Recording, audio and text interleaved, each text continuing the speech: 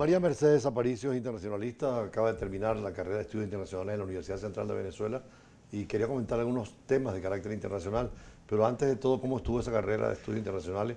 ¿Qué universidades la dan aquí en Venezuela? Bueno, primero la Universidad Central de Venezuela y la Santa María son las que ahora están dando esta carrera como tal. También hay una carrera parecida que es Estudios Liberales, que es la Universidad Metropolitana, pero tiene sus ciertas variaciones. Y bueno, la experiencia totalmente fue gratificante, fue uno de mis sueños literalmente porque siempre desde pequeña mis papás me inculcaron a estudiar, entonces esta carrera me dio mucha proyección hacia lo que quiero ser como ser humano y persona y lo que quiero dejar en el mundo porque es estudios internacionales y toco Quien mucho el ingresa a tema estudios internacional. internacionales quiere ser diplomático, es la primera opción que tienen, ¿no? Bueno, sí, pero no necesariamente. Claro. Ahorita, como por la interdisciplinariedad de la carrera, uno normalmente tiene mucho ámbito en el cual desarrollarse. Por ejemplo, si te gustan las relaciones económicas internacionales, puedes también estar en la parte de negocios internacionales, tanto público como privado, organizaciones internacionales, ONG. Y bueno, periodismo también se puede hacer y es un gran abanico de oportunidades que tenemos como internacionalistas en el mundo actual. ¿Cuáles son las materias básicas, fundamentales, neurales?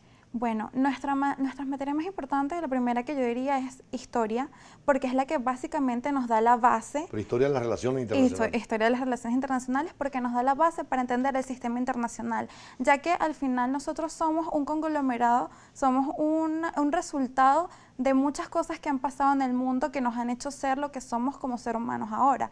Y eso hay que saberlo para poder ver hacia el futuro y analizar bien las relaciones internacionales. ¿Qué otras materias? Bueno, también estas relaciones económicas internacionales que particularmente me llama muchísimo la atención, ya que estudiamos lo que son las relaciones que tenemos comerciales con otros países y cómo podemos obtener acuerdos beneficiosos para nuestro país a través de la negociación, que es súper importante para nosotros. Y Me bueno, imagino que ahí está estudiado a fondo todos los sistemas de integración, lo que es el Mercosur, la Comunidad Andina de Naciones, lo que ha sido el sistema económico latinoamericano, el CELA, etcétera, ¿no? sí, sí. Nosotros estudiamos muy a fondo estos temas de integración, ya que es uno de los pilares para el crecimiento económico en América Latina, que se ha tornado bastante difícil a través de los años, ya que a pesar de que está el CARICOM, a pesar de que el Mercosur es uno, que bueno, nosotros somos partícipes ahí, han estado bajo muchas dificultades porque normalmente las relaciones internacionales económicas, tanto políticas a nivel latinoamericano, son bastante viscerales, por decirlo así, son muy ideológicas, entonces es muy difícil mantener una línea de trabajo cuando si eres de derecha normalmente quieres transformar lo que hizo la izquierda y si eres de izquierda quieres transformar lo que hizo la derecha, entonces a la hora de negociar acuerdos que son más que todo económicos, más allá de lo político, es muy difícil porque tienes que reestructurarlo a través de la ideología que tú tengas. Por eso tal vez la Unión Europea es más paradigma, ejemplo, donde se aceptan, no importa qué criterio se tenga, pero no se quiere politizar los mecanismos de integración. Claro, ellos intentan seguir la misma línea a pesar del gobierno que tengan, puede ser de ultraderecha, de centro derecha, pero normalmente en materias económicas, en materia de comercio, ellos se limitan al comercio, a las zonas de libre comercio, uniones aduaneras, mercados comunes, a diferencia de, por ejemplo, podría decir el Mercosur, que en 1991 comenzó muy bien, empezaron a negociarse las zonas de libre comercio, pero ya desde el comienzo, uno de los países que fue pilares en esto es Brasil, que tiene una de las mayores economías latinoamericanas. Entonces comenzaron a hacer bastantes reservas en los acuerdos de zonas de libre comercio, por ejemplo en el aspecto automotriz. Entonces, al ellos tener ese recelo en el aspecto automotriz, por ejemplo Argentina, que tiene un cierto recelo también en la zona agrícola, entonces dijo, bueno, tú me haces reservas en el automotriz, yo en el agrícola, entonces se comienzan a hacer trabas en lo que es la negociación. Más que todo porque no se puede llegar a un acuerdo, sino que simplemente es como una lucha de poder.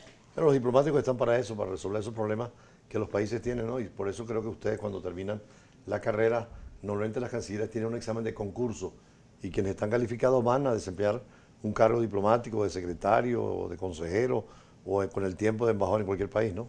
Sí, sí, totalmente. Para eso estamos nosotros, para crear negociaciones y ir mejorando estas relaciones que hay en Latinoamérica económicas, porque como dije, la integración económica es el pilar fundamental. Incluso si nosotros tomamos el ejemplo de Europa, una vez que terminó la Segunda Guerra Mundial, la situación económica era totalmente difícil, había muchísima pobreza, lugares destruidos y ellos lograron salir adelante a través del comercio.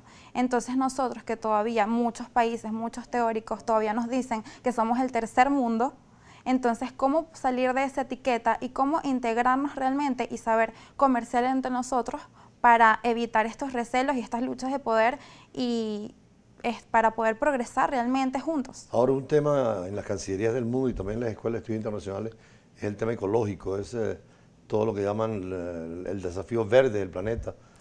¿Qué se refiere a eso? Bueno, el desafío verde del planeta, como nosotros internacionalistas, nos interesa muchísimo porque estamos hablando de calidad de vida humana, dignidad, estamos hablando de muchos temas que nos afectan a nosotros y nuestras futuras generaciones. Por ejemplo, ahorita se habla mucho de teorías ecológicas, cómo nosotros analizamos el sistema internacional a través de la ecología. Eso es algo que está normalmente eso es algo ahorita que se está acuñando y todavía no hay muchos estudios porque todavía el tema ecológico ha sido bastante controversial, ha sido una especie de problema para muchos países, ya que implica muchas reestructuraciones y regeneraciones de sistemas económicos. Es ya un problema en todos lados, ¿no? El calentamiento global, el tema del desorden climático, lo que estamos viendo con el invierno y el verano ahora en los dos hemisferios, ¿no? Venezuela mismo sufre las consecuencias. Sí, nosotros sufrimos las consecuencias por los grandes cambios climáticos que hay y las reestructuraciones que esto implica en las empresas, en los sistemas de riego, en los sistemas de extracción de recursos. Entonces esto se vuelve muy costoso. Entonces por eso ha costado tanto como que cambiar este paradigma, ya que requiere dinero que es tan codiciado y ahorita que estamos en una situación económica mundial que ciertamente se ha retraído la economía gracias a las guerras comerciales que hay.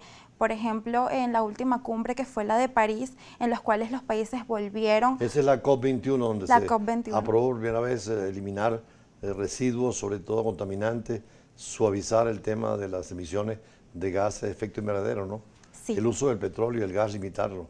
Sí, ahí se acordó limitarlo, pero ya tenemos, por ejemplo, hubo un gran avance, pero por ejemplo, la denuncia por el presidente Donald Trump a esto y la renuncia que este año se debería saber si de verdad se sale o no de esto, lo que se había acordado, es bastante difícil, es un paso hacia atrás porque Estados Unidos es uno de los países más poderosos del mundo y es uno de los que emite más gases de efecto invernadero en todo el mundo. Entonces, sí, las grandes potencias son las más contaminadoras y en ese sentido era importante el COP de París, que se va a hacer ahora en Santiago de Chile la próxima, ratificar lo que fue el protocolo de Kioto, de dar a las futuras generaciones mejor calidad de la vida.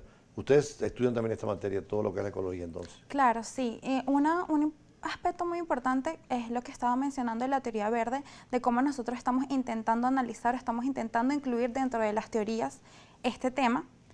Por ejemplo, hay una académica muy importante en Japón, que Japón es uno de los países pioneros en teorías verdes, ya que ellos tuvieron en la Segunda Guerra Mundial, el 6 y el 9 de agosto, tuvieron este problema. El 45 se cumple un aniversario más, se recordó toda esa tragedia, ¿no? De las bombas atómicas sobre Hiroshima y Nagasaki, ¿no? Sí, ellos tuvieron que enfrentar un problema ecológico tan grande que no solamente implicaba cambio climático, sino radiación, efectos químicos. Entonces comenzaron a inmiscuir sobre este tema y a ver cómo podemos recuperar la tierra que ellos habían perdido. Claro, Japón sigue siendo un pionero en esta materia, así que agradecemos mucho a María Mercedes Aparicio este recorrido por sus estudios que estuvo en la Escuela de Estudios Internacionales. Su graduación fue hace poco y ahora, bueno, el destino que viene para un internacionalista es tratar de influir, tú decías, no solamente en la diplomacia y en los organismos internacionales, en las asesorías, en la banca, en los medios de comunicación, en el periodismo internacional que es tan importante. Nosotros vamos a un corte y seguimos con la parte de las noticias del día y su análisis en profundidad. Ya regresamos.